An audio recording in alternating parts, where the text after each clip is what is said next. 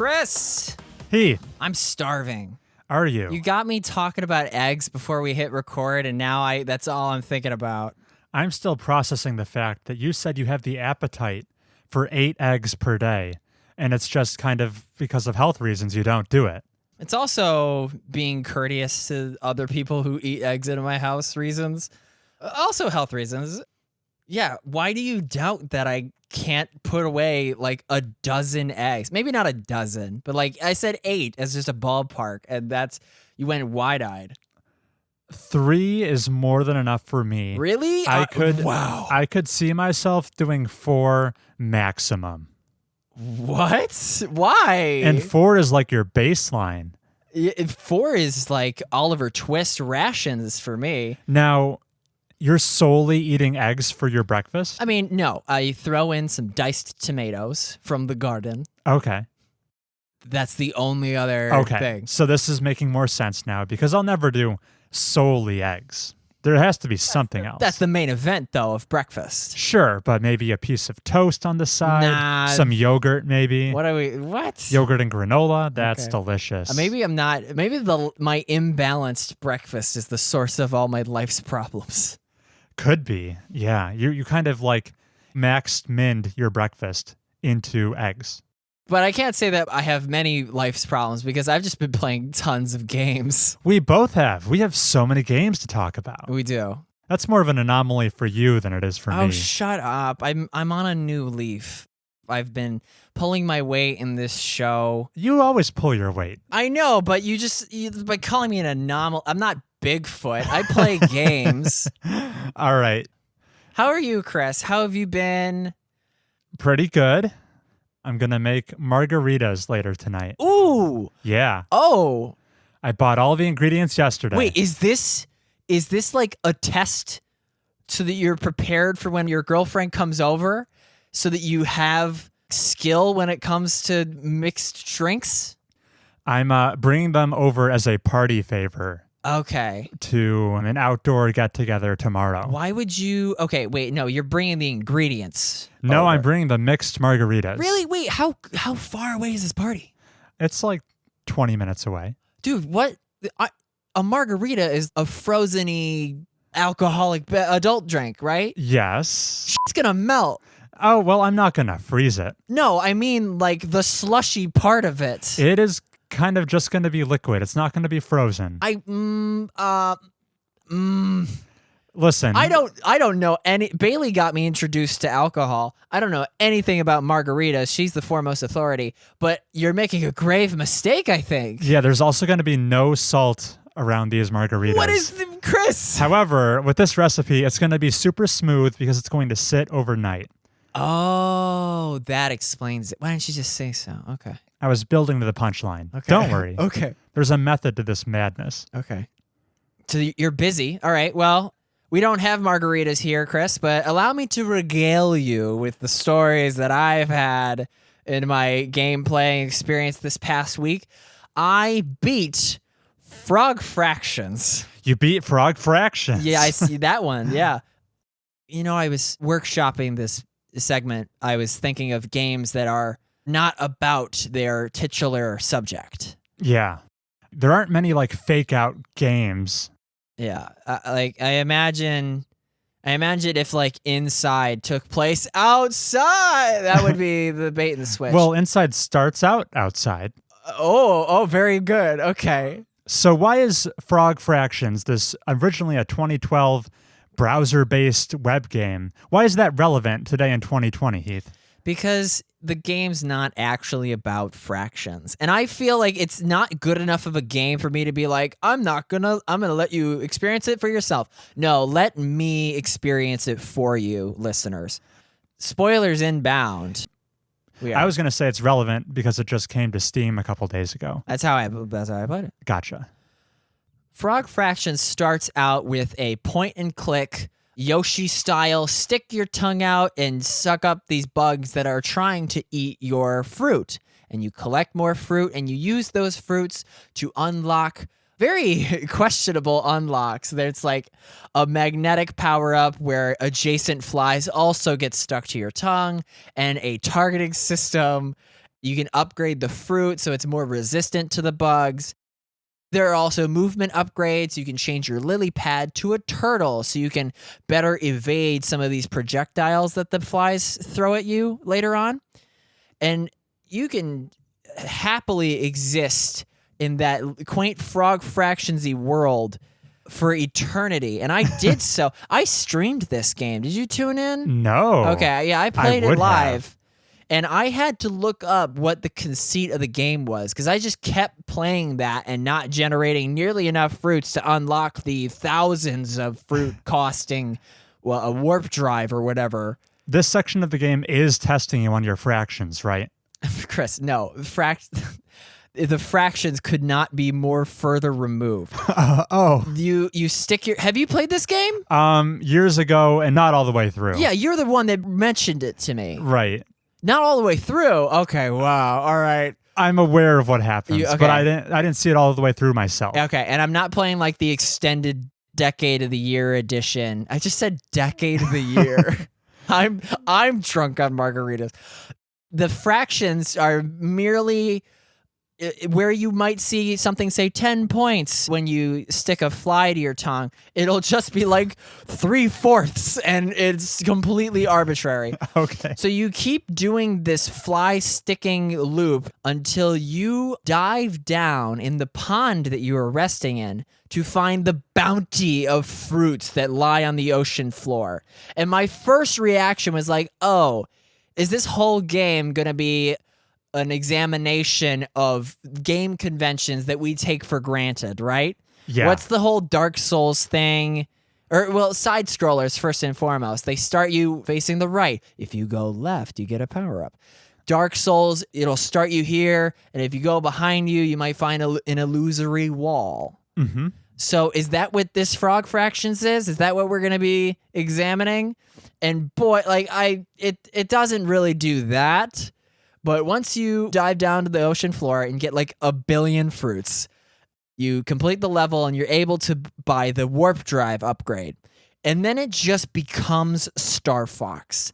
And you are hurtling through space on your dragon with literal portrait co-op players being like, avoid the asteroids, Lieutenant Hop. Right.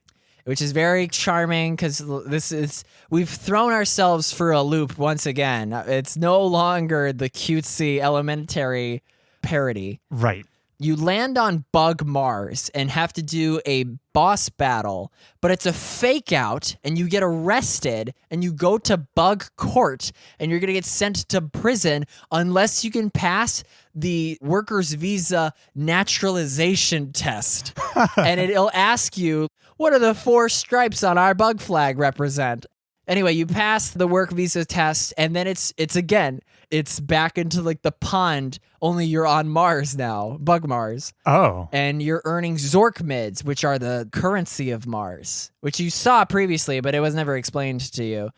And you're back in the gameplay loop. So the first thing you do on Bug Mars is dive down in the pond that you're in. Of course. And you do like a 6-minute underwater following the cave walls kind of journey.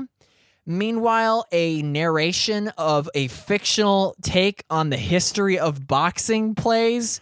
Of boxing? Yeah, the sport of boxing, narrated by what I assume is the game dev, like the solo developer. This guy is not Lucas Pope. He is just throwing everything at the wall and seeing if it sticks. So you maneuver these undersea caves. Meanwhile, like the silhouettes of interesting fish swim by, and that was a submarine. And this would test the limits of anyone's patience. I assume yours, if you had unplugged already. I had dropped out by then. Oh yeah, I know that, but I persevered because I had one Twitch viewer pushing me on. You find a spaceship at the bottom of the ocean on Bug Mars, and you launch into space. Fade to black. Text appears. It is now a text adventure. What's a text adventure game, Chris? No visuals, just a purely text on a screen, reading it, occasionally making decisions. Yeah, you were in a room with a control desk and a window and a ladder. And you'd have to literally type in like descend ladder. And then you go into the engine room. And everything's covered in pink goop. And you find a can. You pick up the can. You put the can under a spigot. And I really dug the text adventure game. Almost so much that, spoiler, Bailey, I'm going to make you a text adventure game once I figure out how and include so many references to her like dreams that she's had. I really enjoyed the text adventure game. Once you beat it, the text adventure is like, all right, now you're going to run for president. And you go to Bug Mars's debate stage. And it's like, what do you have to say about the fact that you're not even a bug or over the age of 35? And it becomes a DDR mini game, and you literally have to WASD the arrow keys. And Abraham Lincoln is cheering you on, being like, look at those moves. So we have, this is like Adult Swim. Oh, that was my comparison.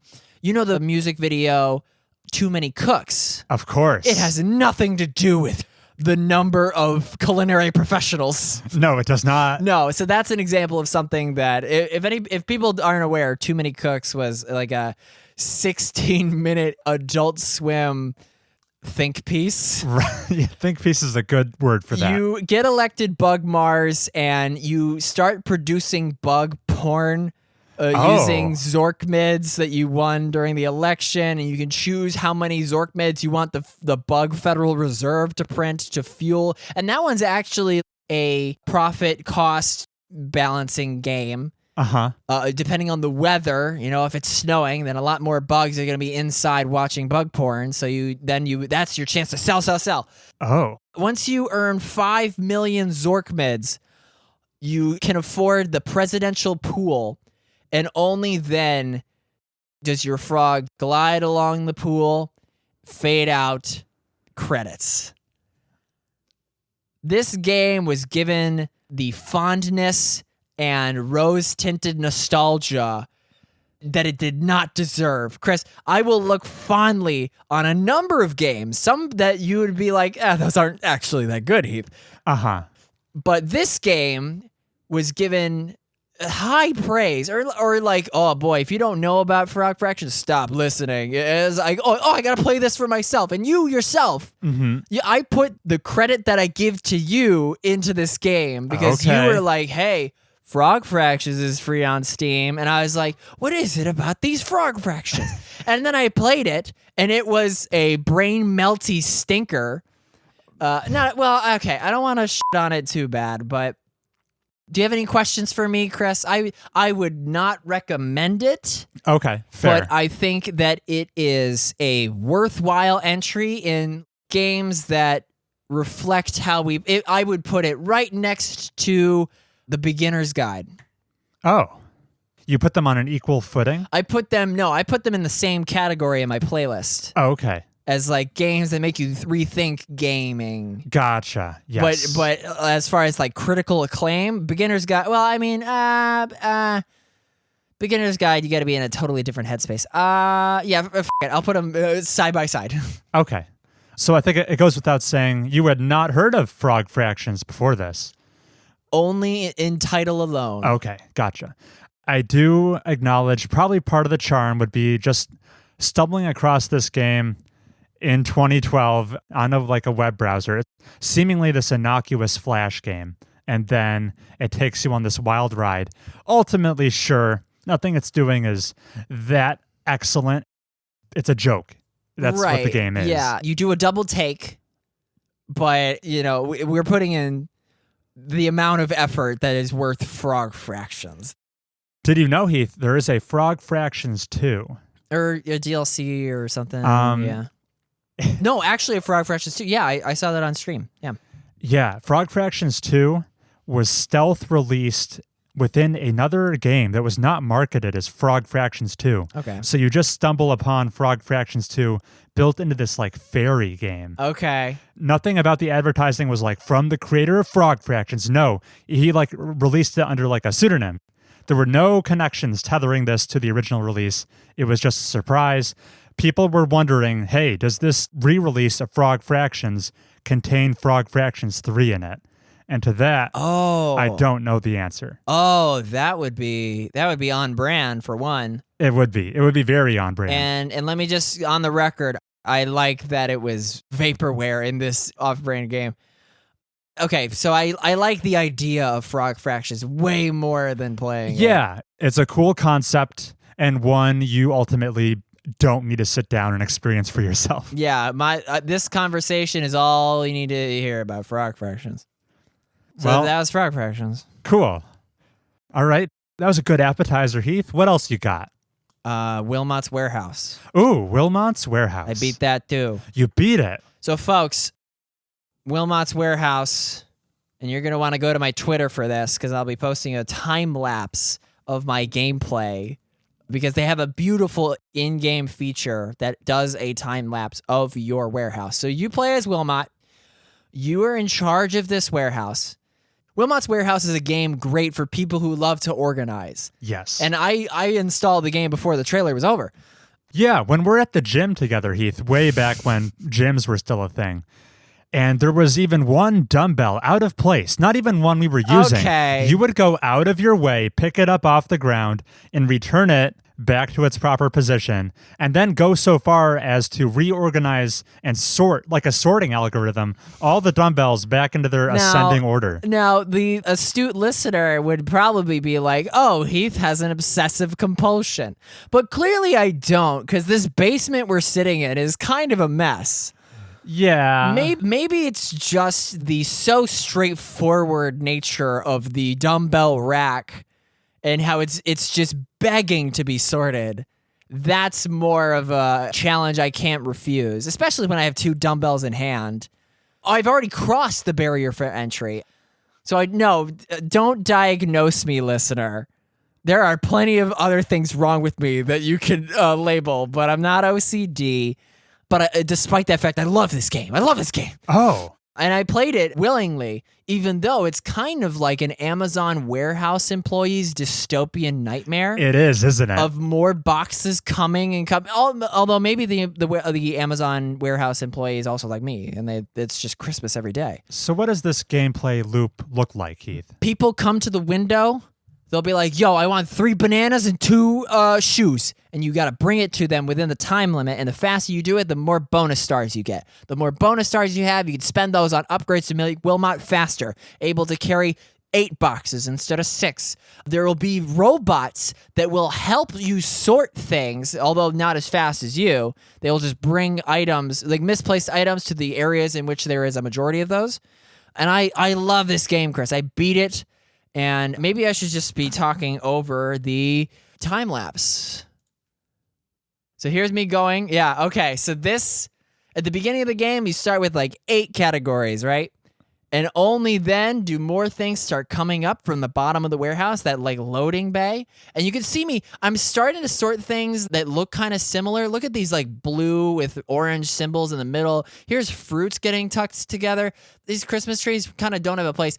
Notice how I'm putting them in very like Wilmot-friendly C's, like just these 5 with an indent in the center and putting excess toward the periphery of the warehouse. Chris, you're already asleep, but I'm going to keep talking. I'm not. Some symbols are showing up here. I tend to keep newer items toward the front of the warehouse because I think they'll appear more frequently. You're getting a lot of these traffic symbols, so they get their own designated space.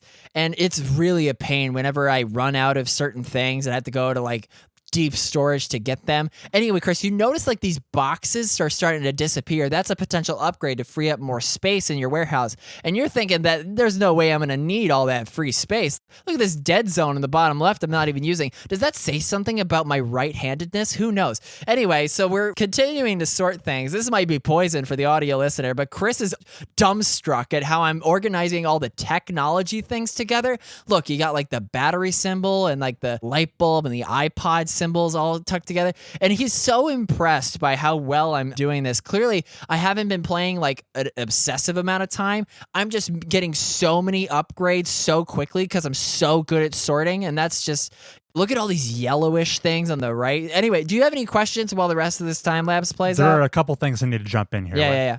First of all, it's important to highlight that the game gives you no direction on how you should be organizing all these items.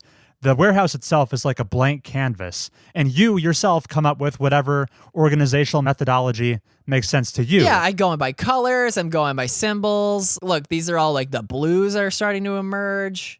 And this time lapse you're showing me, it is a eagle eye view of the entire warehouse. I can see everything. A zoom out, yeah. That's not the case during actual gameplay, right? No, you could probably just see the edges of these stacks that I have. Okay. So since you have a much more limited perspective, you've got to be juggling this mental model in your head the whole time. It's a memory game. Of where everything is, yeah. That is such a cool...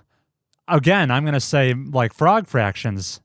I don't think I would enjoy this game, but I love the originality of the concept. Yeah. But to you, this was catnip. Yeah, I just the challenge of figuring out like where am I supposed to put these 30 hats? That's tantalizing. At any point during gameplay, do you see the entire warehouse, or is it always that limited? Only if you go to the map in the top right corner, but you don't have time to look at that while you're fetching items. Okay. And if you don't fetch them within the time limit, you get scrutinized by your boss, and you earn no bonus stars for that week. Wow. That's my ending canvas. When you said there are like autonomous robots that will help you out slowly. Boxy is over here somewhere, yeah. That's when it really started to sound like an Amazon warehouse. Oh yeah, this is a nightmare for working Americans. Yeah. But it's a game that I put like 6 hours into. Gotcha. So that's the end result. I guess who would you recommend this to? Oh, people who share my stand. We're going to get to that later, aren't we? Yeah, we probably should, yeah. And now here's the interesting thing. What did I play this game with? Because it's not a tactile game. Well, actually it is because you're under the gun. I played it with a controller because I hate moving with WASD. I find it like I don't want to get carpal tunnel. You're going to get like a claw. Yeah, doing yeah. Analog stick on a controller is much more ergonomic. Although the cursor would have allowed me to string along. If I could go back to the very beginning of this video, the cursor would have allowed me to like pick up 2 tree trunks and then maybe 3 dog toys by just stringing them along adjacently. And then Wilmot would carry them away. With the Xbox controller, I can add groups of items or I can add items individually. But I don't like the directionality of the pickup of the individual items is dependent on the analog stick. And that was kind of tricky. But I didn't want to surrender my greater mobility with the controller by switching to WASD. So it's kind of there's a little bit of a barrier of entry for video game players. Just a person who loves organizing but is not accustomed to video games will find this super frustrating and be like, oh, I would be way more organized if I could just do this with my hands. Sure. So I sympathize with those people. But if you like video games and you like organizing, just shoot this into your veins. I was wondering, how many sessions did you play this over? 3 or 4. Over like how many days is 2? Yeah, I beat this across 5 or 6 days. Okay. All right. That's more than I was expecting. Because my assumption is if this is the type of game that if you were to take like a few days off from it and you forget your mental model of how you organize everything, I would assume it's impossible to return to. No, because every time you log in, it's like, all right, how can I better optimize this? And you just browse the shelves, and what previously you didn't have the time to put the calculators in an ergonomic stack. Now you're like, I could just fix that. So every time it's so refreshing. You're not overwhelmed in other strategy games where it's like, oh, I'm in midway through a war with Germany and I forget where they are.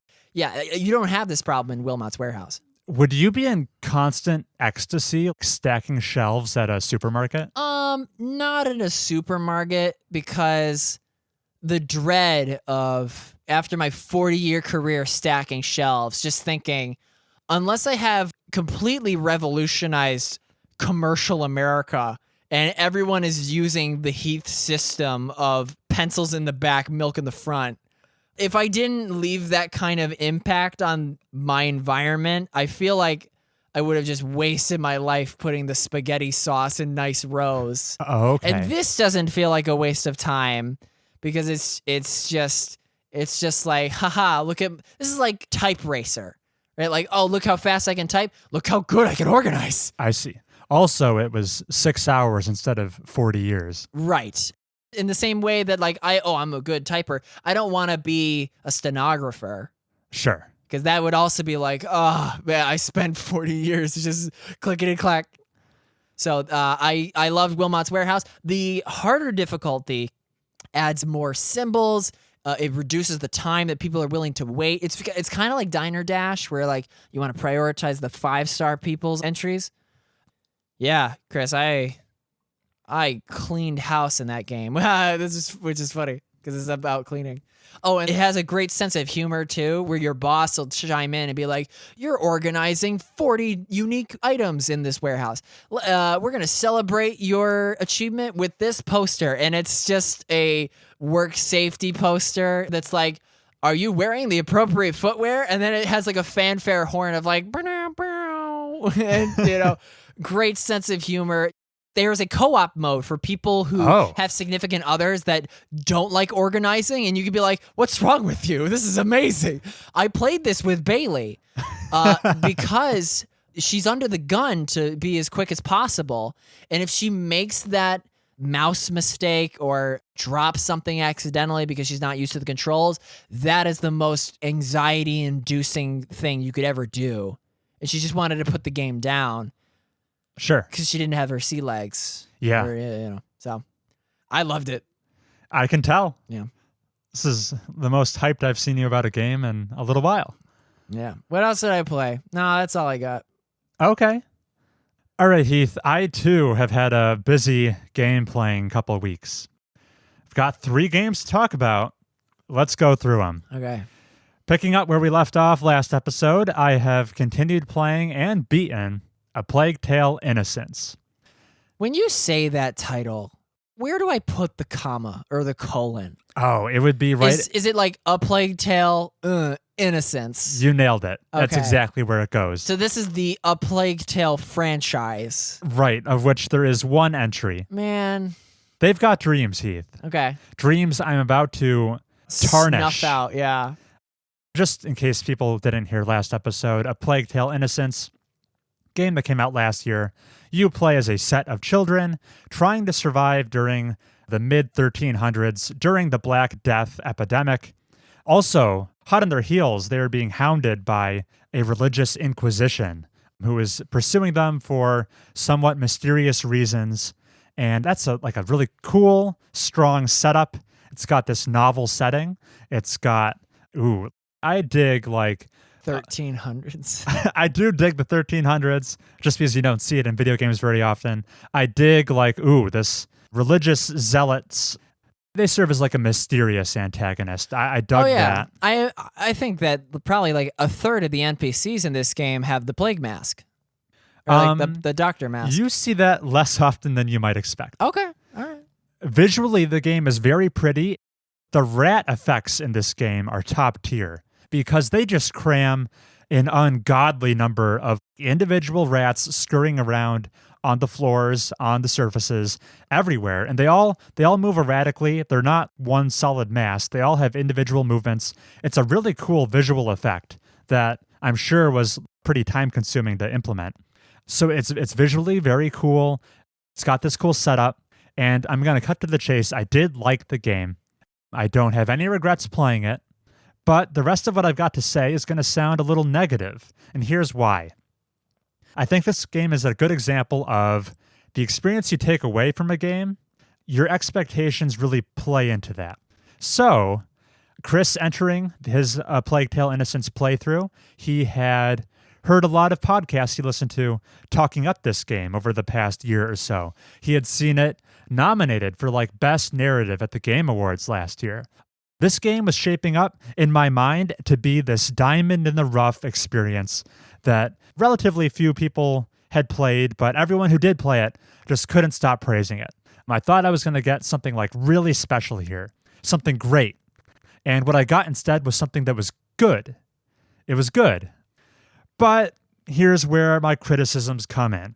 This game had no business being nominated for the best narrative of last year. It didn't win, but it didn't deserve to be among the nominees either. So it does start out with this great concept, great idea, I was saying. It starts out really brutal, very dark, pretty harsh. It's a stealth game, and initially at least, you feel the pressure. During an initial scene where you first meet the Inquisition and they are swarming your mansion, it feels like you're just always just a hair away from being caught because they are pursuing you aggressively. As the game unveils itself, you start to realize the game is actually like super easy. What, are there convenient hay bales you can jump into? The stealth mechanics are awfully lenient. Every new stealth scenario you enter, just a cursory glance around your environment will immediately reveal the one piece of the environment you need to throw the pebble against to distract the guard. What was that sound? What's the accent that the enemies use? This is like Middle England, right? It's in medieval France, so they're French. Oi! Wait, that's my French is still Scottish. What am I? Was that the pebble? He hit the window. Did they have windows back then? Probably not. The solutions to the stealth puzzles are more often than not immediately obvious. Your main weapon in this game is a sling. Right. Almost all the enemies you face are kind of melee based. So even when you get spotted, assuming they're not swarming you, I found the two children. You will win a one-on-one fight every time. Oh no, they got Jean-Claude. Even though they're in full plate mail and you've got a sling and a rock, you're going to win just because you've got the range advantage. Okay. Except for the few times they caught me off guard because they threw a spear at me and they got me. But once you figure that out, it's easy to avoid. My other main mechanical complaint is this is a very linear resource management stealth game. It's so linear, I didn't feel like I had a lot of agency in solving these stealth encounters. Only one time in the entire game did I ever emerge on the other side of an encounter and realize, oh, there was another way I could have done that. In every other situation, there's just one solution, and it's usually pretty apparent what that solution is.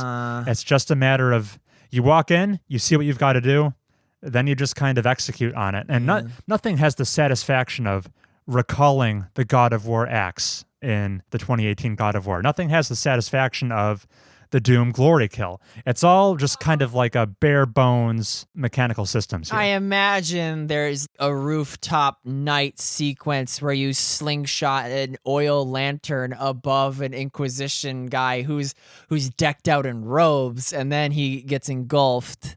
That would be cool. Unfortunately, that's not in the game. Didn't happen, bro. That's like the first thing I thought about. Sorry. Do they not have oil lanterns? Actually, oil lanterns are a mechanic because you snuff them out. The rats in this game are afraid of light. So if you've got a guard patrolling amongst a swarm of rats and you target his lantern, he's about to get swarmed. Okay, that's what I meant. Yeah, that actually is a gameplay mechanic, which I kind of like. But still very linear. Negative points against the game for having the tension very quickly taper off when you realize how easy and not in danger you are. To get more into actual plot details, no spoilers, of course, but we gotta save the boy. The boy has type O blood. Yeah, you're trying to shepherd your brother Hugo to cure some kind of affliction he has, which apparently the Inquisition is interested in. At first, the Inquisition, they are mysterious. You're not sure what their motivations are, why they're pursuing you, why they were after your family. It's initially presented as this gritty take on this historical time period. And then, at about 3/4 of the way through the game, when you find out why the Inquisition is going to such great lengths to chase you, you realize they're just cartoonish villains with hokey ideas trying to do like the most evil thing imaginable, and none of it feels grounded whatsoever anymore. It jumps the shark. There's eventually a narrative twist in the game, which I could not suspend my disbelief enough to have it resonate in any way. One positive thing about the twist is, in addition to there being a narrative twist, there is a mechanical twist that comes along with it, and I think that's really well done. I think it's cool how the story and the gameplay intersect in that moment, but ultimately, when it comes to the plot written down on a piece of paper, I cannot get on board with the twist here. Is there no rat POV mission? There is no rat POV mission. Aw. You never get the rat's perspective. When the game tries to tug on your heartstrings with, a meaningful character death, it seems kind of generic.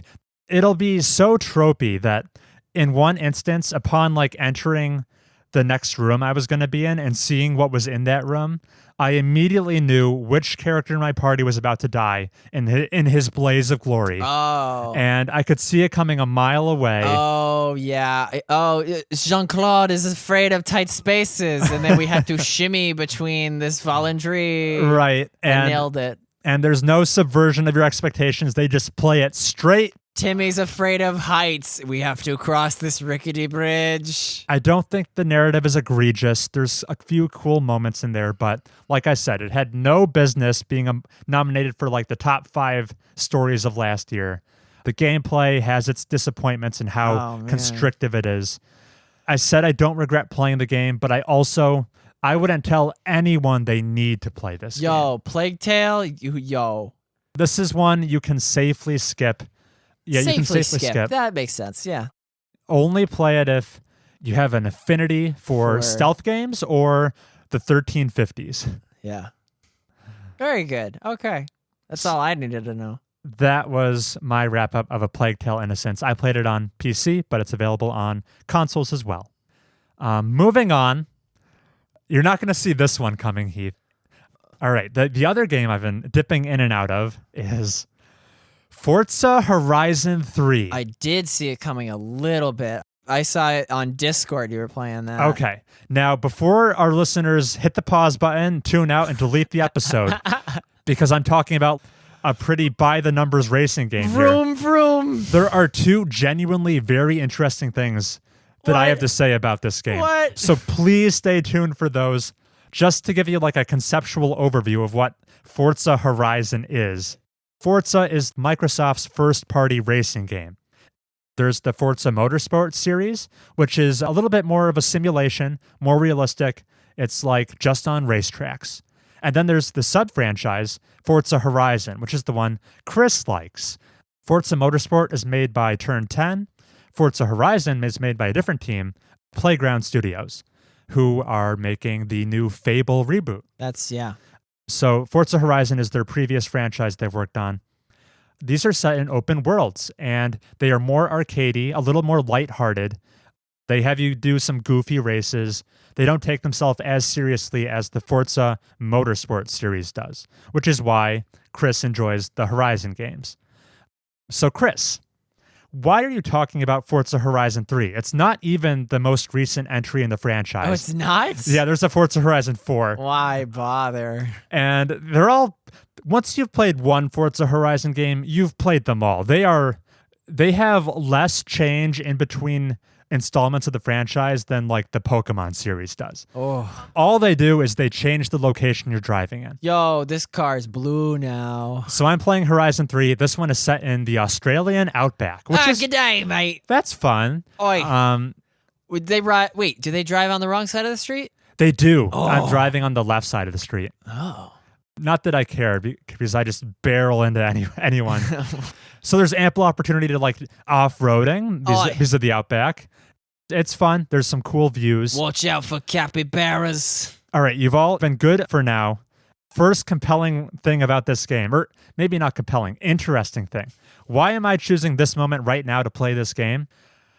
While scrolling through Reddit, I saw a news article that come September 2020, Forza Horizon 3 will be permanently delisted off of digital storefronts and will be no longer available for purchase.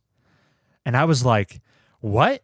This game originally came out in 2016. It's not ancient or anything. Okay. And, it's a AAA game. Hundreds of people worked on this for years. Millions of people bought it. My first guess is that they don't want to keep paying the licensing for the music on the radio. You are almost assuredly hitting the nail on the head, Heath. Yeah. So the game has real licensed music on the radio. Uh-huh. It might also have something to do with it has real licensed car makes and models in it. Uh-huh. So there's Teslas, there's Fords. I'm assuming this is all in the game's legal licensing agreements that they've agreed to sell it for 4 years and then it's gone. And I was like, Is this an unprecedented occurrence? No. Forza Horizon 2 is gone. Oh. Forza Horizon, gone. Oh, no. These are games I've played that you can't download anymore. And oh, man. which I have buyer's remorse for a game I didn't buy. And I typically don't buy games. I'm going to get Hitman for free next week. So you bought Horizon 3 because you didn't want the FOMO. The FOMO. Yeah. And it is a series I enjoy. It's very much... Yeah, I forgot about that. It's comfort food. It has the same kind of appeal for me as an AC Odyssey does. This is a game where when I play it, I immediately mute it and start listening to podcasts. It doesn't... You're missing out on all the great Australian disc jockeys like, in Morning in the Outback, you're listening to the... It is a bit of a shame because the musical taste of these games on the radio is very much in line with my own. I've even found some songs that I put on my iPod from listening to these. No doubt. So I obviously don't get that perk when I listen to podcasts. But I got to thinking, Heath, all the Forza Horizon games have been delisted like clockwork after 4 years. Forza Horizon 4, released in 2018, presumably when 2022 rolls around, that too will get delisted, which makes me wonder, the original developer, Playground, they're in the trenches working on Fable right now. In a matter of years, will the entire Forza Horizon franchise have disappeared off the face of the earth? Been lost in the sands of time. Seemingly it will have. None of the games will be available to be purchased. That's crazy. Fun. That's fun. So I guess that's... This does not bode well for video game preservation. It gives me a knot in the pit of my stomach that this could occur. For if a game that it's a first-party Microsoft game, for gosh sake. It gives you a knot. It gives me a kink. It's just something. The tiniest. What's a smaller knot? Gotcha. Sorry, it's a first-party Microsoft. Yeah, if something with this large of a budget behind it can just go poof and disappear, seemingly any game could. Well, like bad movies do, right? Like if a movie gets released and then an actor years later molests somebody, then yeah, they'll get scrubbed out and they'll throw it in the archive even. Yeah, that also doesn't super sit well with me. Although I can kind of, that makes more sense than just licensing agreements. What are we talking about? The death of the author? Once something is out there and made, you separate it from its creator. Separating the artist from the art. Yeah, I think that's death of the author. Yeah. I think death of the author has to do when the author puts something out there, he has the intended message of what it's saying, but then once it's out there, it's J.K. open. Rowling. Yeah, it's open to interpretation. Okay. Yeah. All right. Sure. Who's to say the themes of the story you're taught in English class even entered the author's head? Ooh. I'm sure most of the time they probably are pretty close. Probably. But maybe watch Ernest Hemingway be like, "What are you talking about?" Right. Yeah. Okay. So I think that's death of the author. But this is death of Forza we're talking about here. How do I win? You get first place. You just vroom. It's a shame because these games that are a little goofier, they dial up the goofiness to 11 in the game's DLC, which I went ahead and purchased.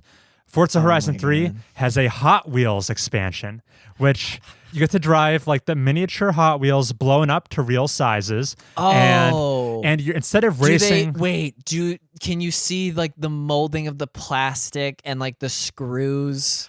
I haven't actually gotten to the DLC, but I think you can. I want it to look like a toy blown up. Yeah. And in that DLC, instead of racing on the Australian Outback, you're racing on those bright orange, rubbery plastic Hot Wheels tracks. Yeah. But they're blown up to be the bright real, orange ones. Yeah. Specifically. And they're doing impossible physics loops. Whoa. That looks like a lot of fun. When I get to that, I'll report back and say how cool that is. I can't believe you're doing your due diligence for Forza games. I am, yeah. It's worth noting, if you buy the game, you can download it forever, even once it's delisted off of storefronts. So if any listeners want to check out Forza Horizon 3, one of the 2 remaining Forza Horizon games, get on that. You have until the end of September. These games aren't even free. No, but it's heavily discounted until it's gone. Okay. It was $10.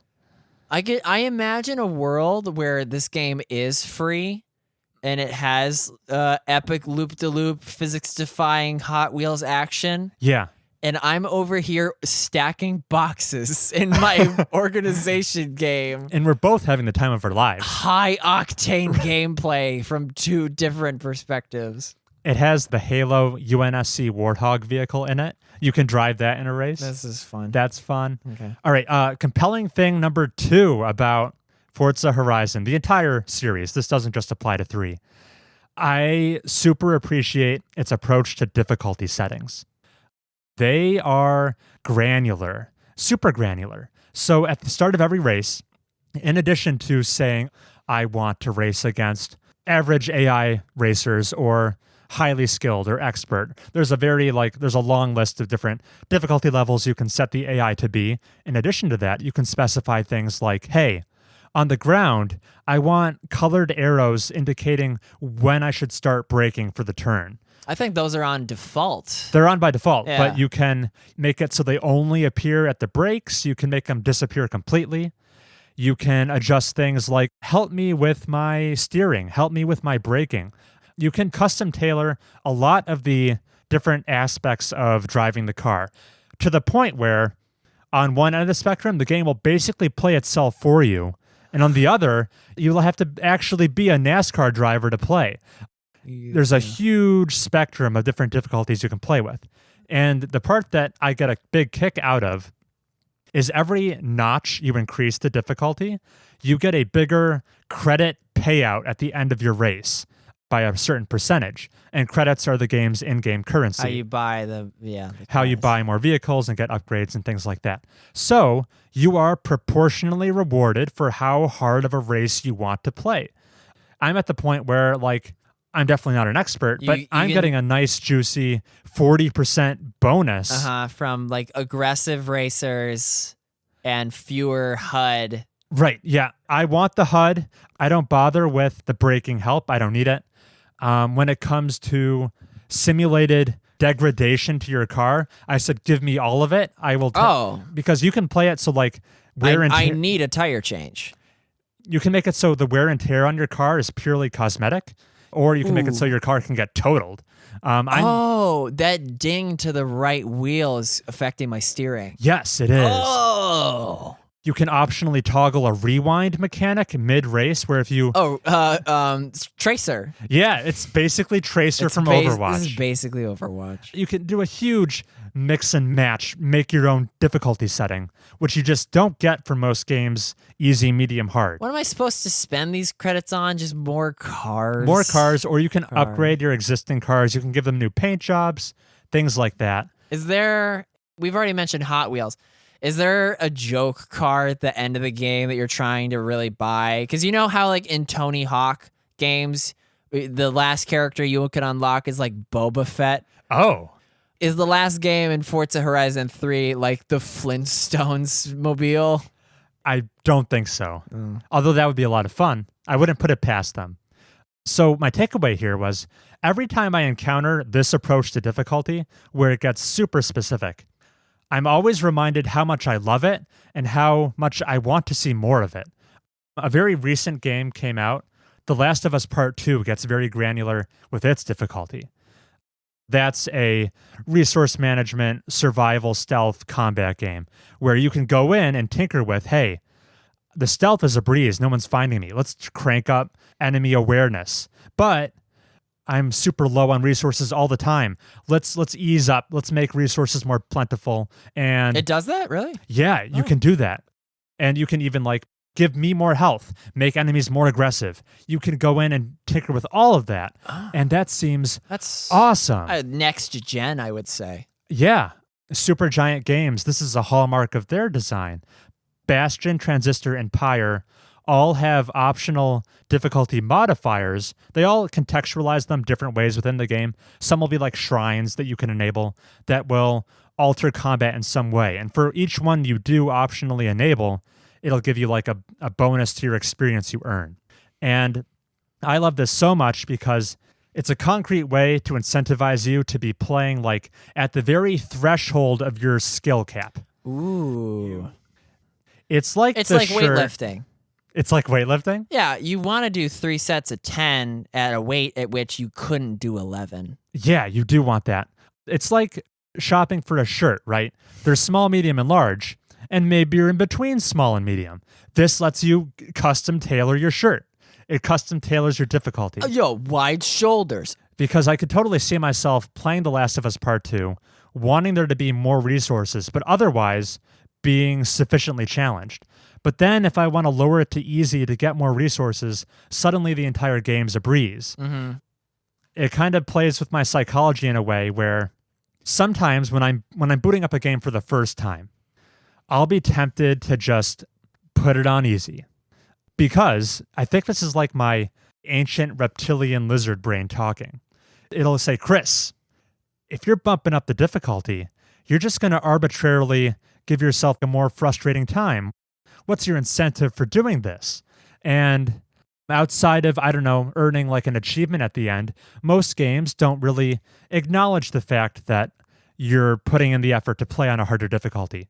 Well, this granular approach does rewards you proportionally because you get that bigger credit payout at the end of each race, depending on how hard you made it for yourself. So I feel like the game is acknowledging my efforts while making me play at the very edges of my skill. And that's why I like the difficulty so much, period. Okay, so add that to the list of things that would make a game a Chris game. Yeah, you could do that. Modular difficulty. A very granular modular difficulty. Yeah. Wait, what is that? Wait, sorry, was modular the wrong word? Easy, medium, hard is kind of modular, right? Oh, yeah. But it just doesn't go far enough. Okay, granular difficulty. That's the word. Sweet. So that's all I had to say about Forza Horizon 3. Well, what do you think, Heath? I could do one more game, or we could... All right. Did you play the game? I mean, what are we talking about? What are we talking about? First, I need some more water.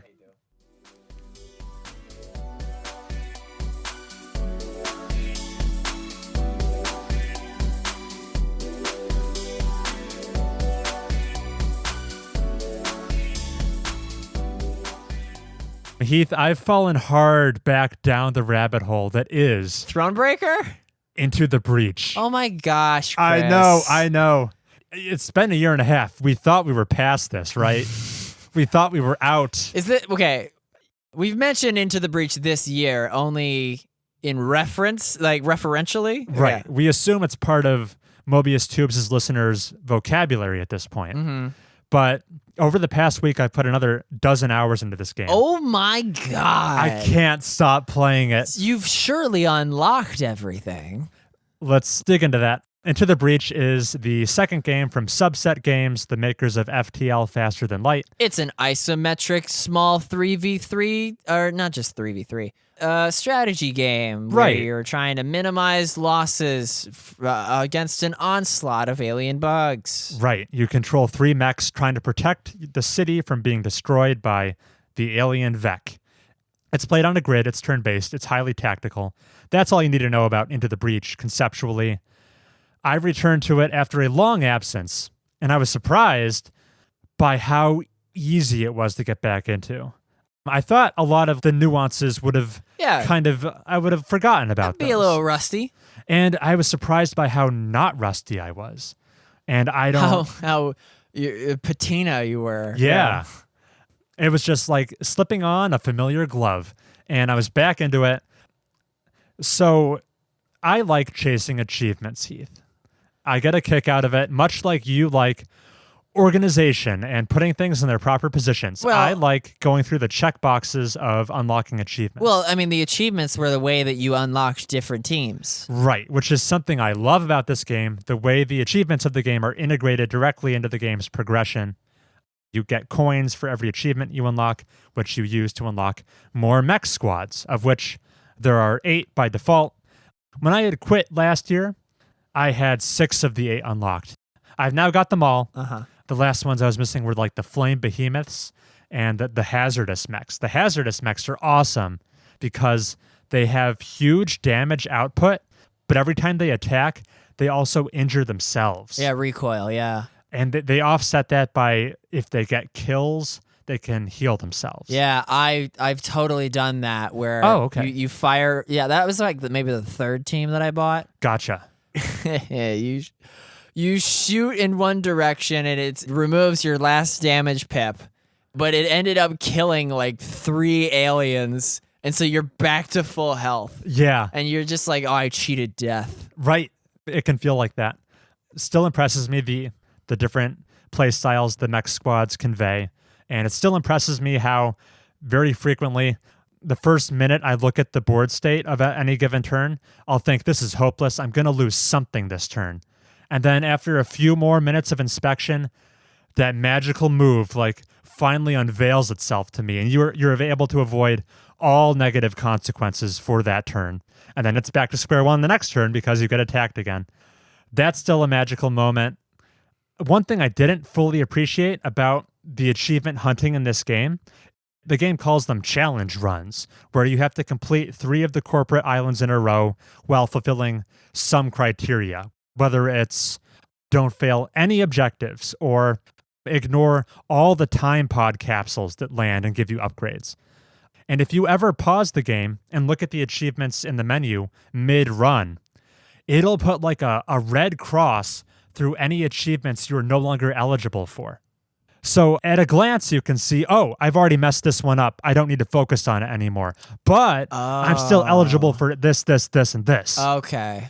So there's no like keeping track in your head, hey, did I mess this up yet or not? It's all just spelled out for you.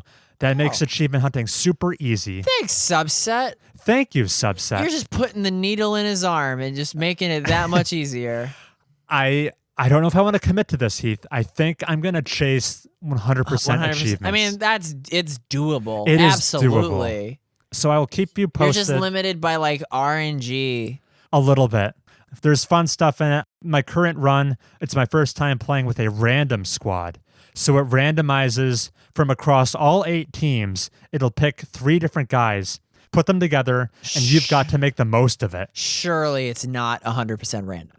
There's a toggle for that. You can make it 100% random, or you can make it so like we will ensure mechs of different classes are put on your team. Yeah, like God forbid you got like the teleporting one, the pull one, and the push one. Right, if you have 3 support mechs, that's good luck. I issue that challenge. That is impossible.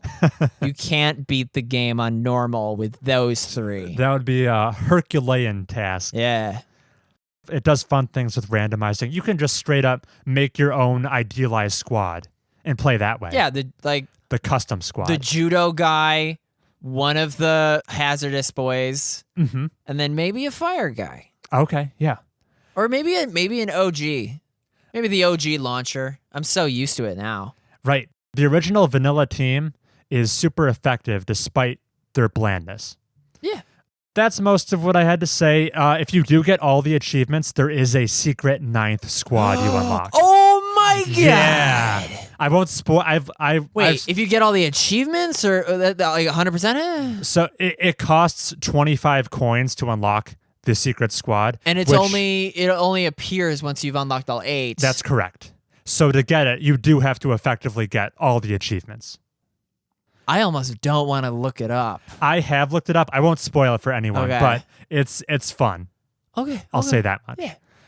I think I'm at 70% of the achievements right now. I'll give you status updates as we go along. If anything, this revisit to Into the Breach has only increased my appreciation of it. Of course, yeah. I like it more than ever. It's a gift that keeps on giving, yeah. And that's everything I've been playing. Or is it? Or, yeah, I mean, like, we just concluded a 15-week epic campaign of King's Dilemma. Yeah. So do you want to break that down? We've got to break this down. We got to break it down. So, Heath, we actually, both of us have been playing something else on the side here. And that has been Tabletop Simulator. I think I mentioned it briefly around the time the lockdowns were first starting up, but we've been playing it this whole time.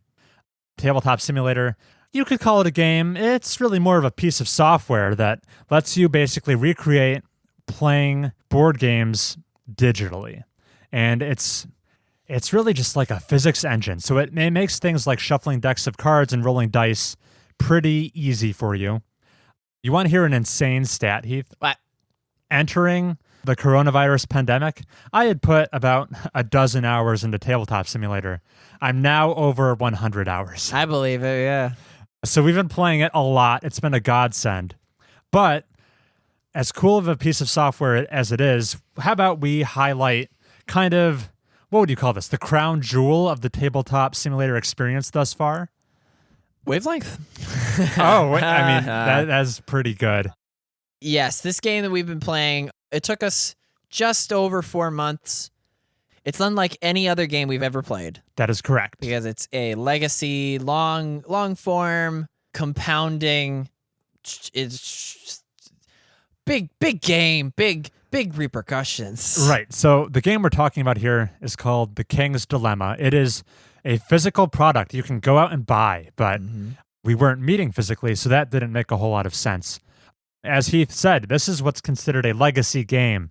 So if you're not embedded in the board game sub-hobby, stop listening. A legacy game, it's a concept that hasn't existed for too long. Within the past decade, these have emerged.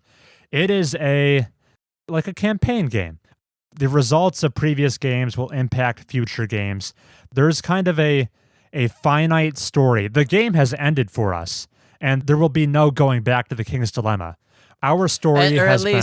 At least not for another, 10 years. Or more, yeah. I think, maybe a 10-year anniversary might be fun. That could be cool. So, yeah, legacy games, it's a board game with spoilers in it. And how spoiler heavy will this conversation be? What do you want to do? No spoilers. All right, no spoilers. Conceptually, Heath, what's going on in this game? We play nobles that are in the service of a king, and we have until the king abdicates or dies to impart our will on the royal actions. At the beginning of the game, we were tasked with certain quandaries like, do we want to trade with this certain trading partner or ban certain materials that might be considered heresy or just raunchy?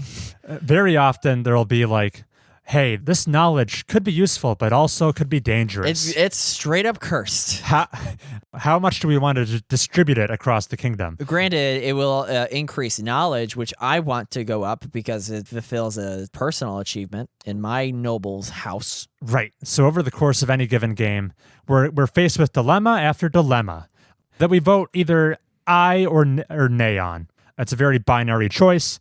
And depending on which way the vote goes, different repercussions occur, both narratively and mechanically. Yeah.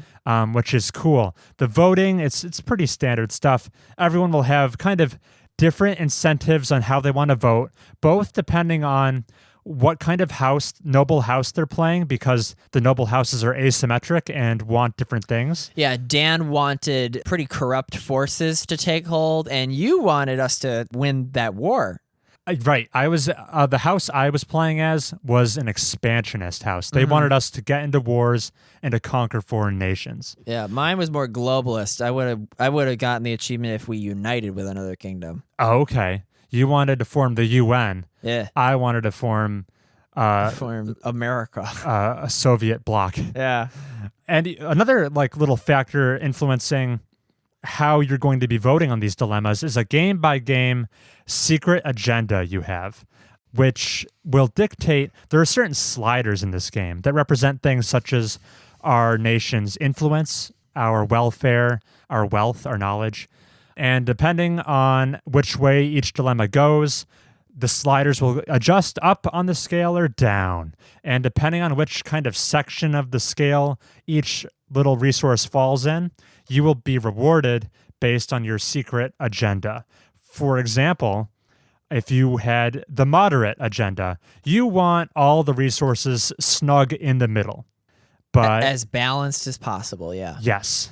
But if you were playing the rebel agenda, you want them at the fringes. You want either things to be extremely high or extremely low. Yeah, because if that's the case, when the round ends, you score big points. Right, big points, which dictate your prestige and crave points. Can you break those down for me, Heath? Prestige and crave are essentially victory points that play into the morality of the game. So at the end of the game, you have to sort of decide whether or not you want to stand up for the royal family and fight for the status quo, or if you want to do a shady coup, essentially.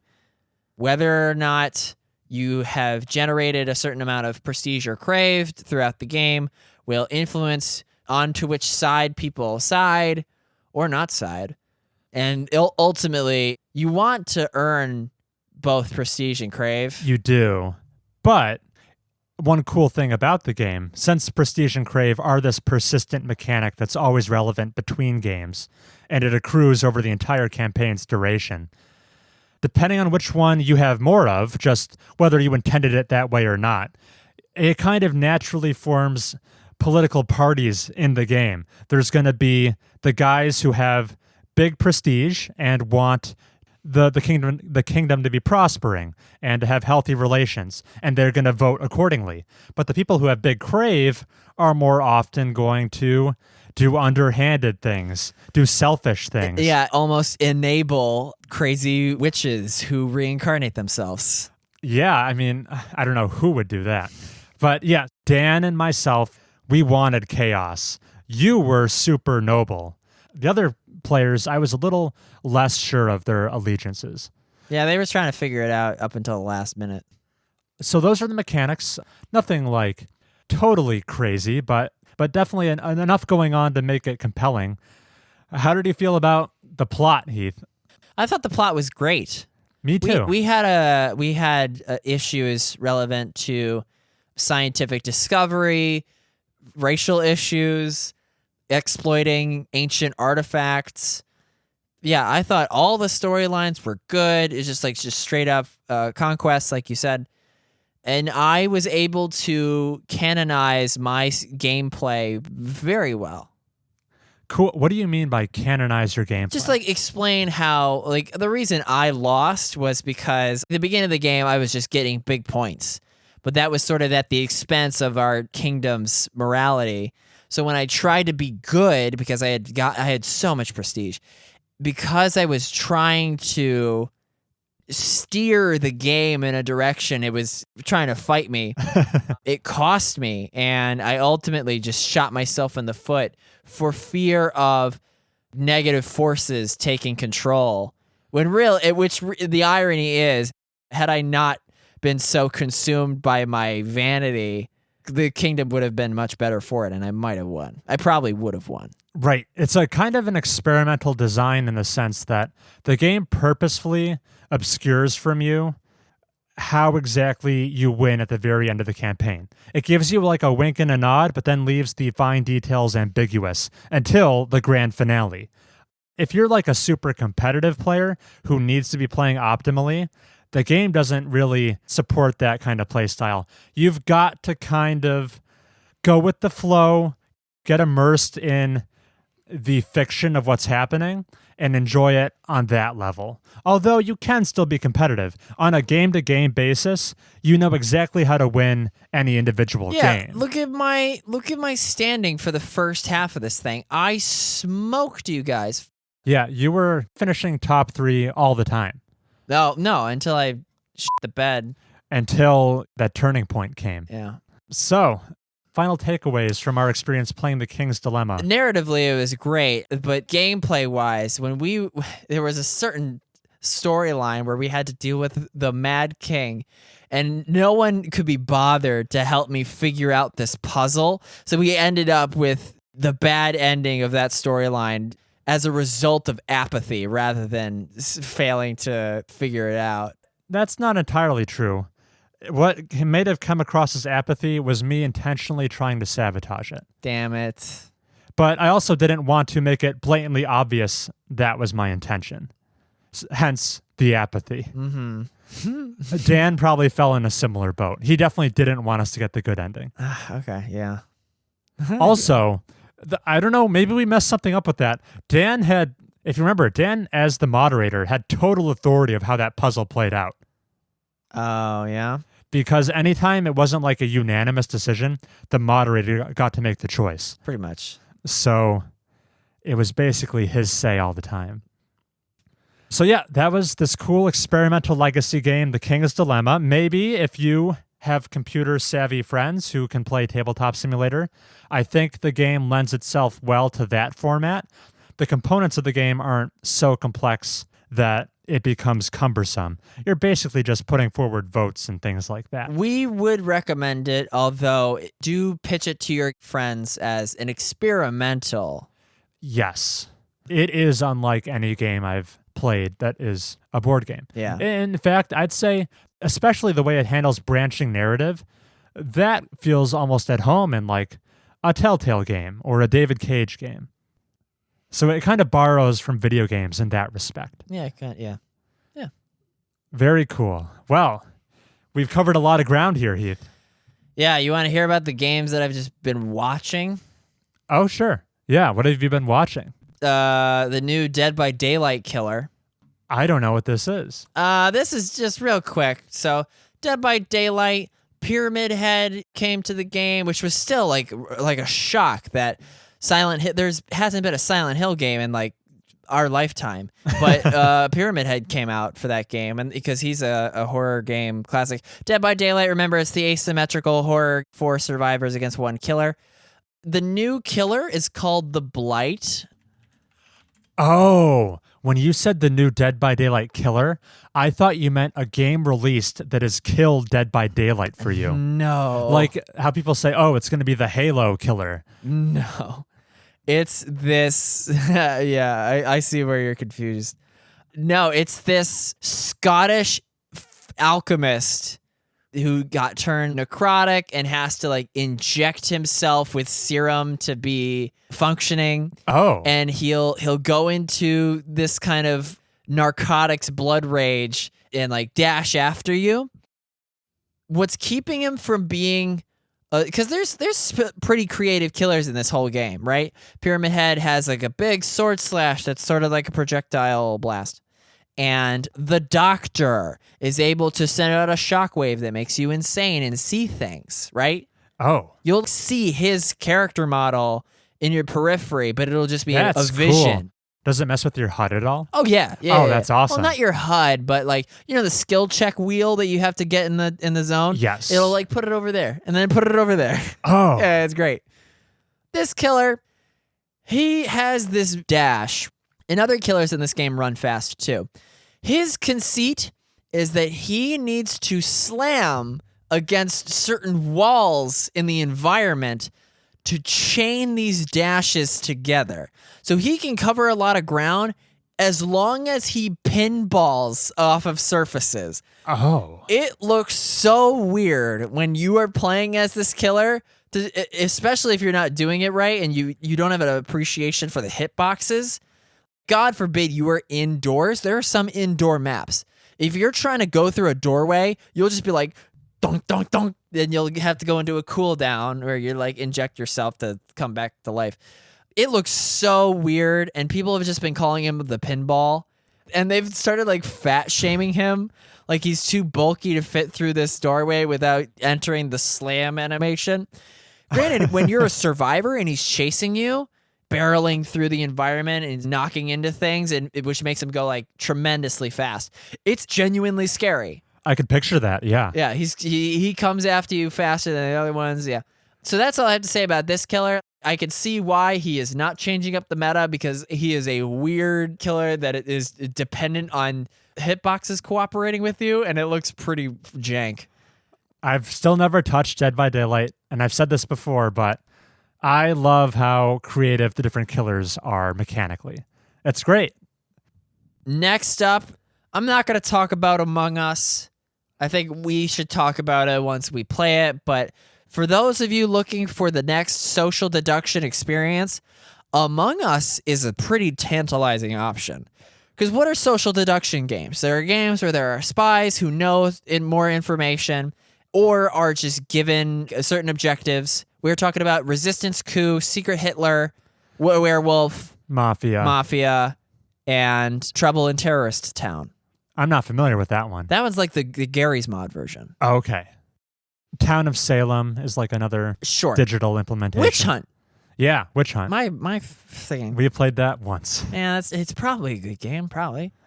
So Among Us, The reason Among Us stands apart from those other games is because rather than just sitting at a table and deliberating and saying like, oh, this is why I have to be on the team, you have certain assignments. Let's say you're at this reactor and you have to reconnect wires, do this handprint thing to make sure it doesn't melt down. All the crew members have these tasks to do, and if they complete all their tasks, they win the game. How The imposters, there are 2 of them in this game, their job is to kill everybody else. Once a body is found, they call a big meeting, and then you have to try to vote out who the spy is. And it effectively functions the same way as other deduction games like that.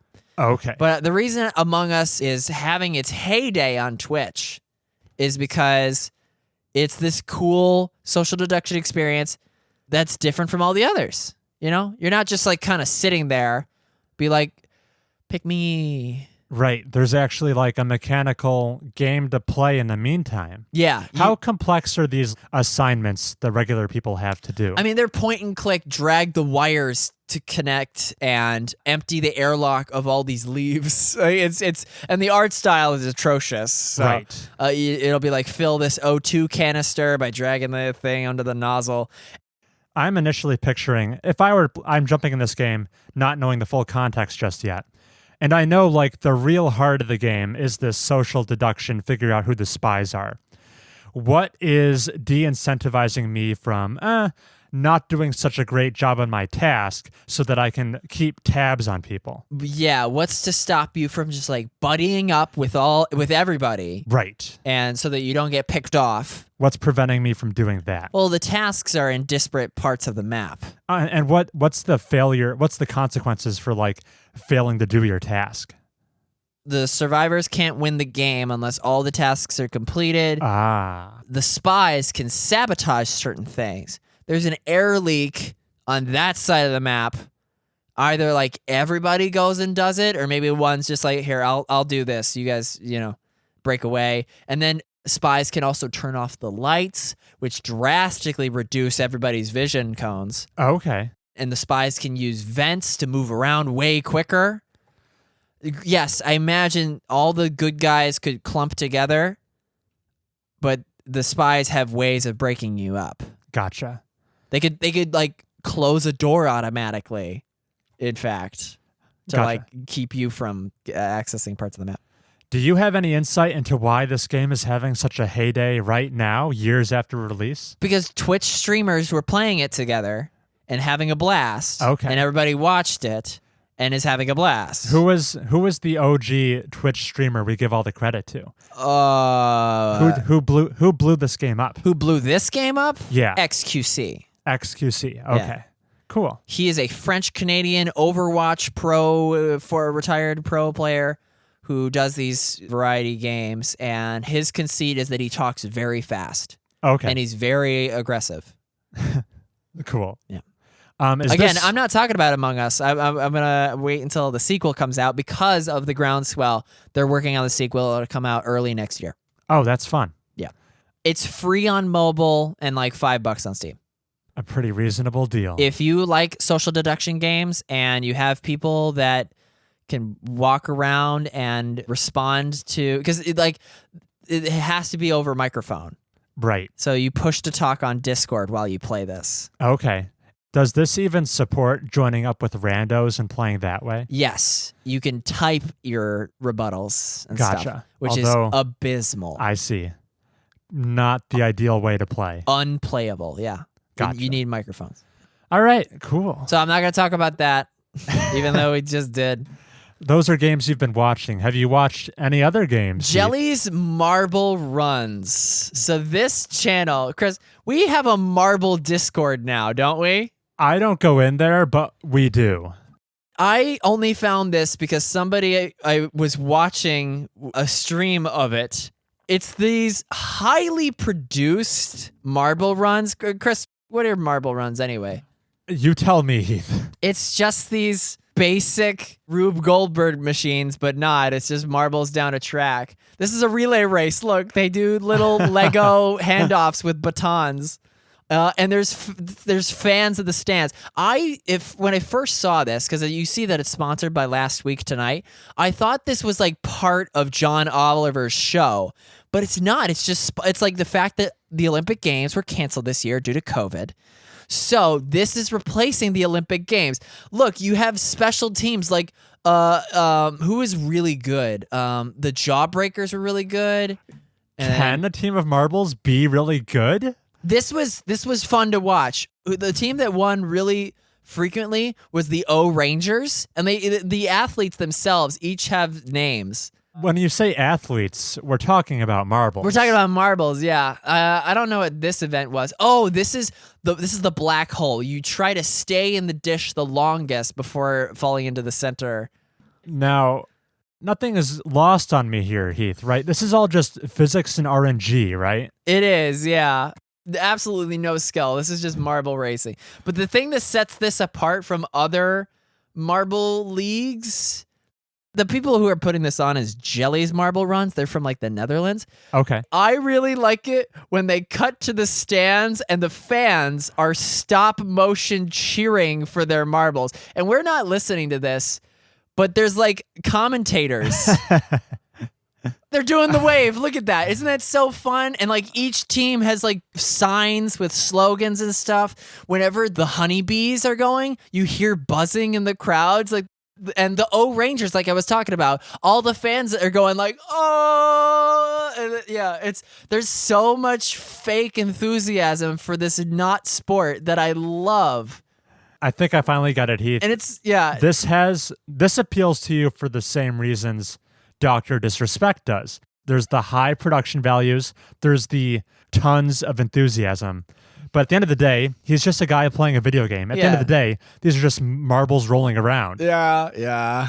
I only really like it for those reasons. Look at these. Yeah. Go Thunderbolts. Feel the thunder. Anyway, I was watching that. And then I was also watching SCP Secret Lab, but we'll save that because that game is also shaking up the Twitch meta. It's another social deduction game. I'll talk about SCP some other time. Let's move on to the news. The news. After this break.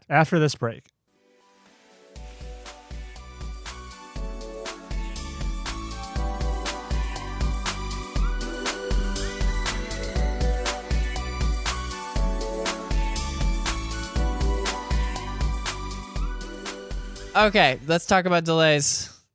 All right. We're back. Heath, I've got two big news stories for you. Okay. I don't know how much there is to dig into here, but I guess we'll find out together. Let's start with Apple and Epic. Okay. Yeah. Two companies I'm not a fan of.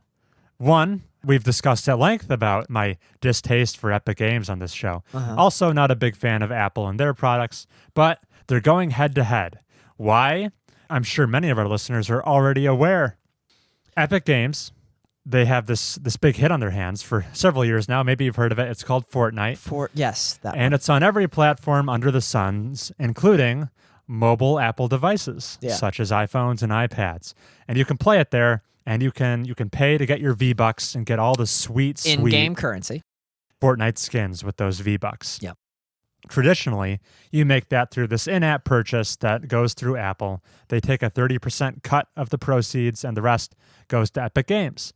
But on an update they rolled out one day, just a couple weeks ago, Epic had this 20% discount. Hey, in the Fortnite app, you could buy your V-Bucks directly from Epic, circumvent Apple's cut, and you'd get a 20% discount as a thank you.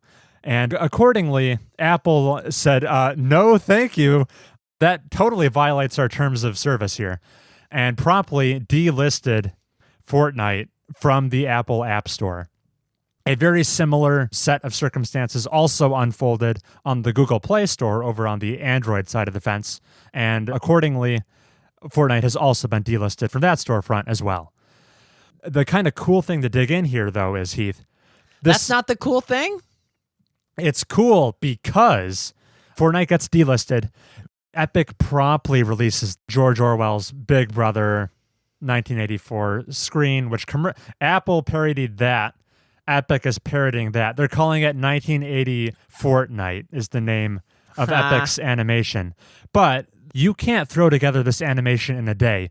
They were anticipating the delisting. Yeah. They wanted this to happen because they followed suit with a lawsuit against Apple. So Epic is now suing Apple and Google for doing the same thing. And you might think, hey, is this just a scam to get after more money? But no, they're not trying to get a nice payday settlement here. They are taking Apple and Google to task for antitrust violations. What? Apple's removal of Fortnite is, quote, yet another example of Apple flexing its enormous power in order to impose unreasonable restraints and unlawfully maintain its 100% monopoly over the iOS in-app payment processing market. Epic's argument here is, if you want to get any kind of app onto an iOS device, your only course of action is to go through the App Store. They're saying that's a monopoly. There's no way for you to... It's their store. Right, yeah. They keep the lights on.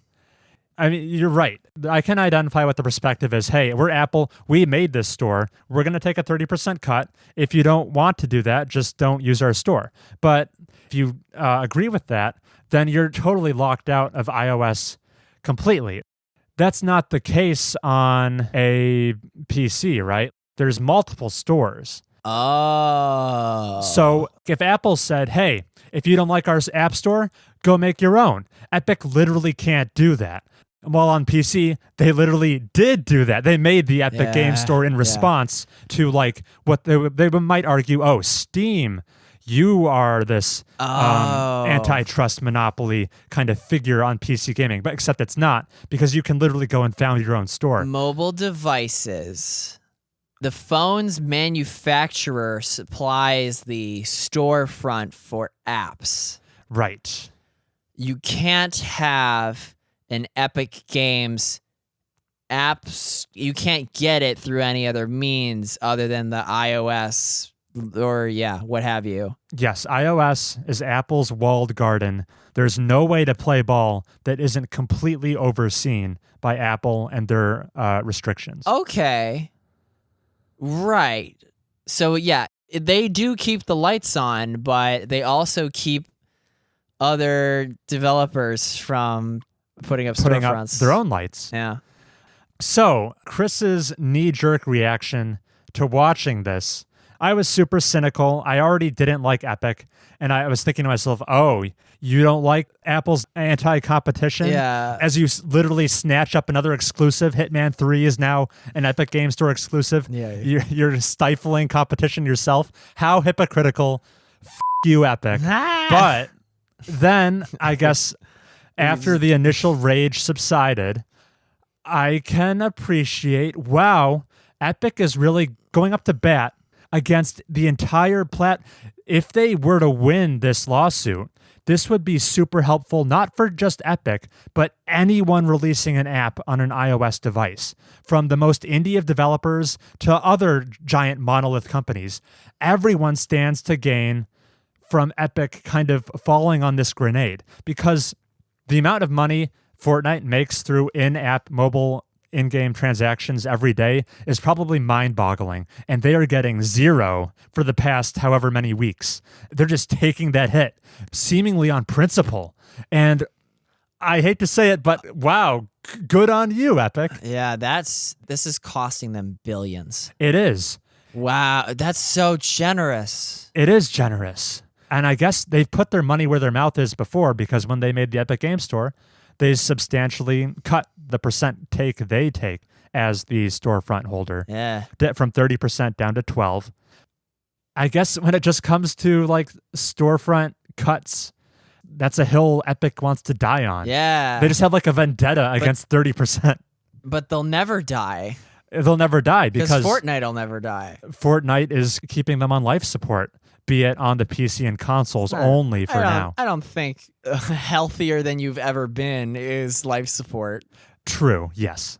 And it's kind of funny, like the tone of that animation they released was phrased was like, oh, epic, this underdog player trying to fight against the hashtag was free Fortnite. As if Epic was in dire straits or something. It's just funny to imagine like the biggest video game in the world ever being painted as the underdog in any fight.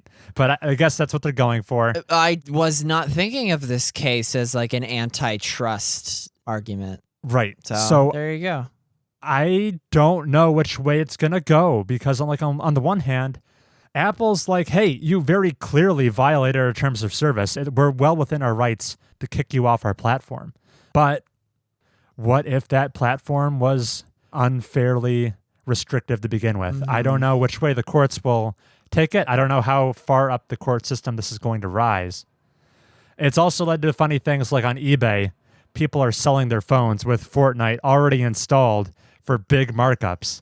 And you've got to be so dumb to like buy one of those. It's a free game, folks. It's a free game that's currently not accessible on mobile. Yeah. But any closing thoughts about No, this? I just think that's super interesting. And you're right. I don't know which way this is going to go. Yeah, I could definitely see it going either way. That was a cool big news story that I feel like transcends the normal video game news we talk about here. Because it could have far-reaching implications for all of iOS devices. It has the makings of a landmark case. Yeah. Let's talk about something less important now.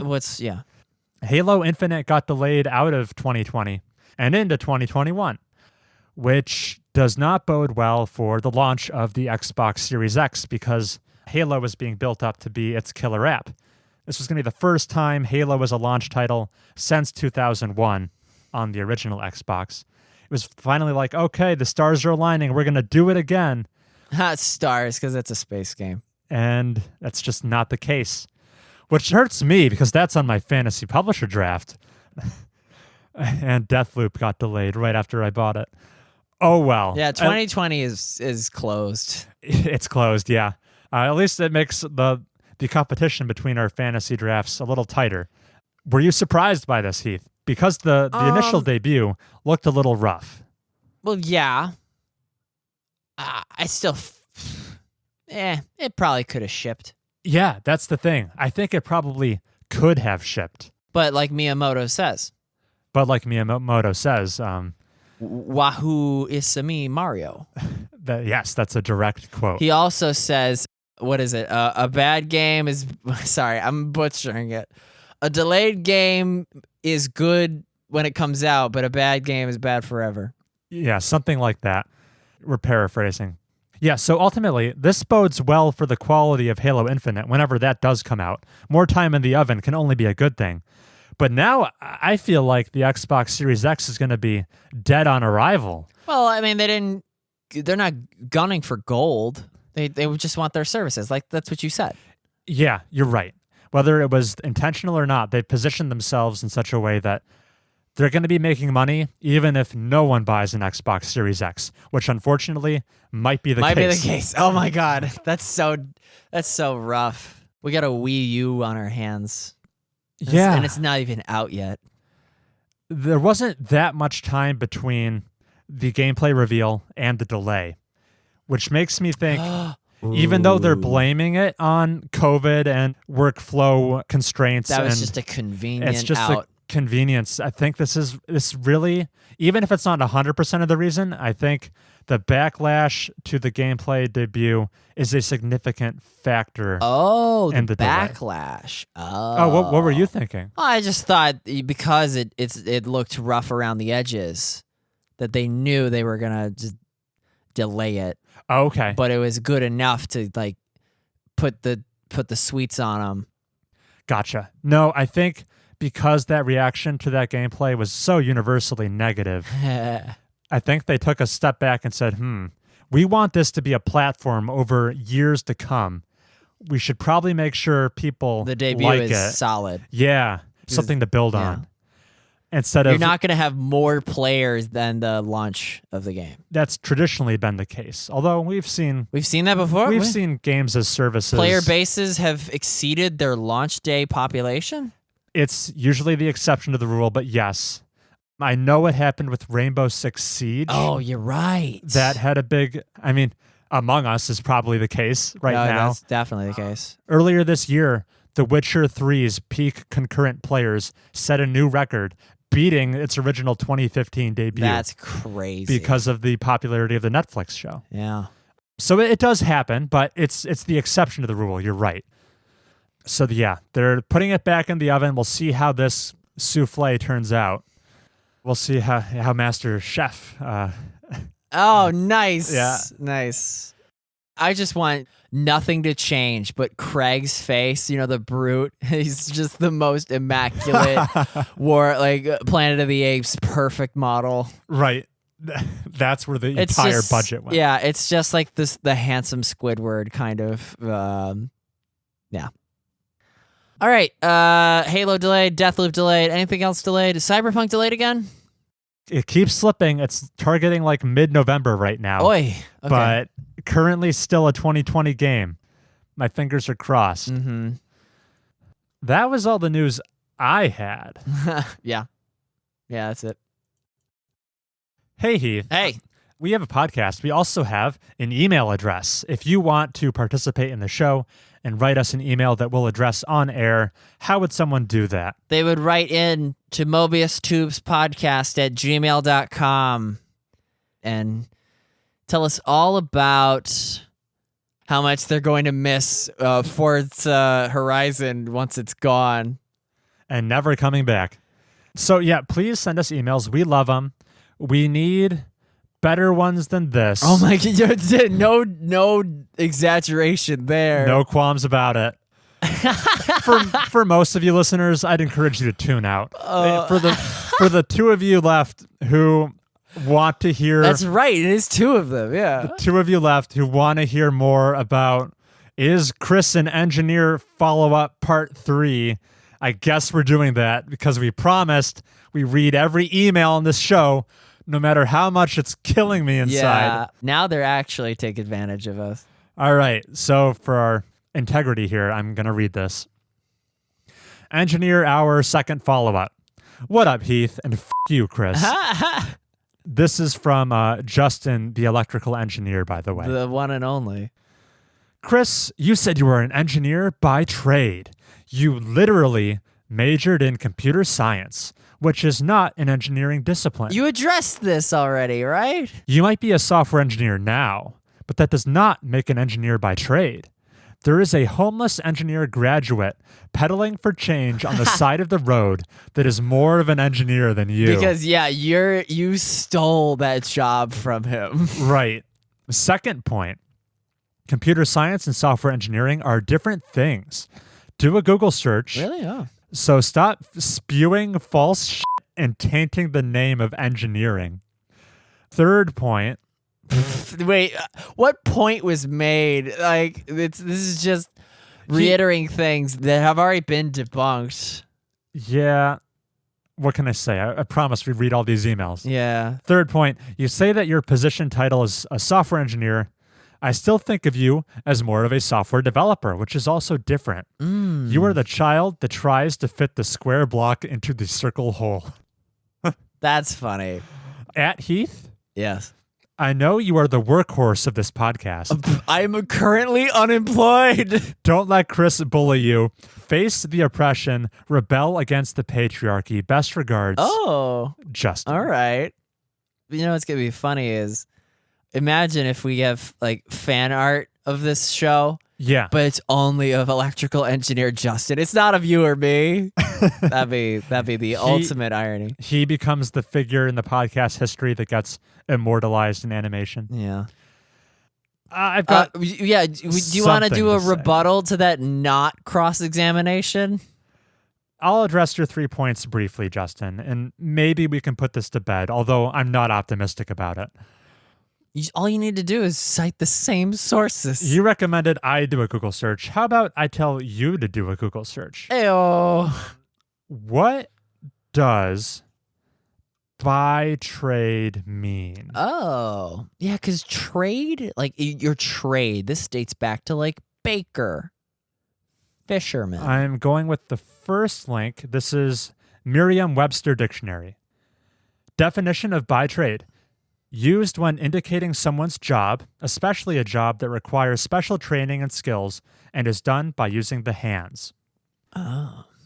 I regret to inform you this, Justin, but I use my hands, both of them on a keyboard to build software like a software engineer. That's my job. I do it in a professional capacity. By trade. I think you've conflated by trade with like your educational background, because I'm adhering to the by trade definition. Yeah. Even your qualms with my computer science education don't factor in to the by trade argument.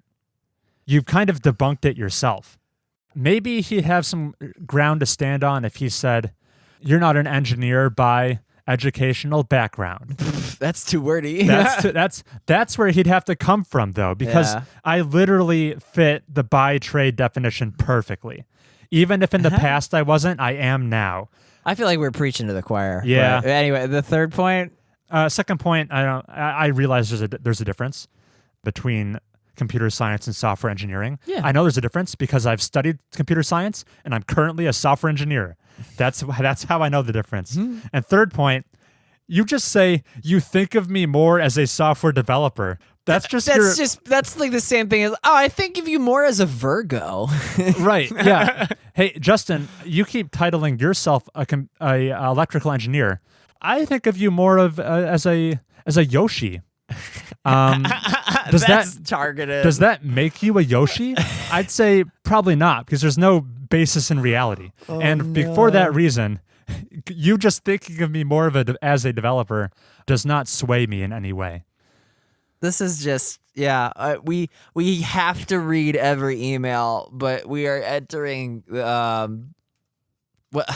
you know how if you like try to clone a clone, it gets increasingly deformed and gross? Right. That's what we're doing. More and more defects arise. Please send us emails at mobiustubespodcast@gmail.com. For the sake of our listener statistics, I hope 95% of the audience tuned out prior to that email. Oh, that would be, yeah.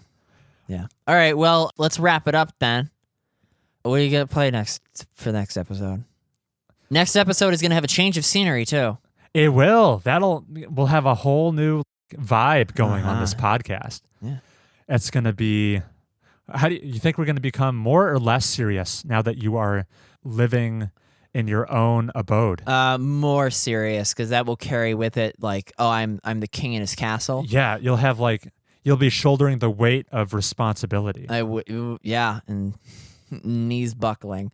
I can tell the fans I'm going to play Hitman, probably. Cool. I want to touch that. And also, I got The Witcher, like we mentioned, and Senua's Sacrifice is sitting surreptitiously on my Steam console. Burning a hole on your hard drive? It is, yeah. Are you going to bite on Enter the Gungeon? Yeah, probably, Eventually. You've got a lot on your plate. Yeah. I'm going to be chipping away. Hopefully I get to the Hot Wheels stuff in Forza Horizon. Ooh, Rocket League should be coming free very soon. Oh, and you'll dip your toes into that? Maybe in 2 weeks, yeah. Cool. I'm going to be chasing the 100% and Into the Breach. Oh, okay. Actually advise whether or not I should go for it and get the 9th team. Okay, I'll report back. Okay. Other than that, I've got a blank slate. I could play anything. You can do anything, yeah. All right, that's going to be it for this episode. Have fun with your margaritas, Chris. Thanks. Have fun with your new apartment, Heath. And we will see you next time.